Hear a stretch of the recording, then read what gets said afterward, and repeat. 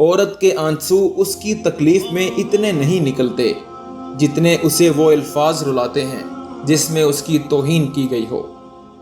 عورت کی ذات وہ پیڑ ہے جو خود تو تپتی دھوپ میں جلتا ہے لیکن اپنی ٹھنڈی چھاؤں سے دوسروں کو فرد بخشتا ہے، کیونکہ عورت کائنات کا رنگ ہے۔ عورت میں کشش تب تک رہتی ہے جب تک وہ اقرار کے بندھن میں نہیں بندھتی، اور مرد تب تک بے قرار رہتا ہے جب تک اس سے اقرار نہیں کہلوا لیتا۔ اقرار کے بعد عورت محبت میں اور مرد آدھی محبت سے آزاد ہو جاتا ہے۔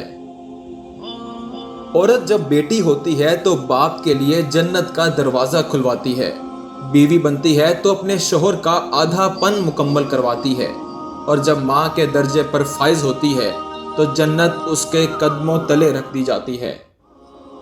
ہر مرد کے اندر یہ آرزو ہوتی ہے کہ وہ عورت کو اس کی پٹری سے اتارے اور اپنے راستے پر لے کر چلے۔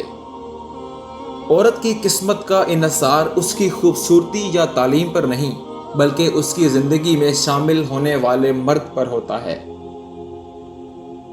مرد اگر ہاتھ چھڑا کر جانا چاہے تو ہاتھ بڑھا کر روک لو، ہو سکتا ہے وہ رک جائے، لیکن اگر عورت ہاتھ چھڑا کر جانا چاہے تو کبھی مت روکنا، کیونکہ وہ ہاتھ چھڑانے سے پہلے جا چکی ہوتی ہے۔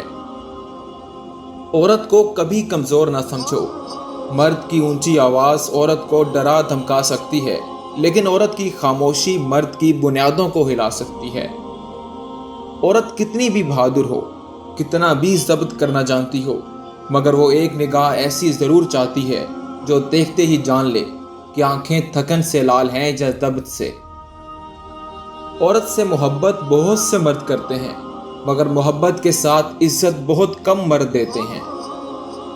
میرے مطابق عورت کی خوبصورتی اس کے بدن پر چمکتے کپڑوں کے بجائے اپنی ذات پر اطمینان کے علاوہ اور کچھ بھی نہیں۔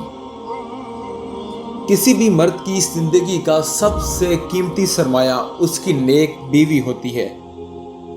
دنیا فائدے اٹھانے کی چیز ہے، اور دنیا میں سب سے زیادہ فائدہ دینے والی چیز نیک بیوی ہے۔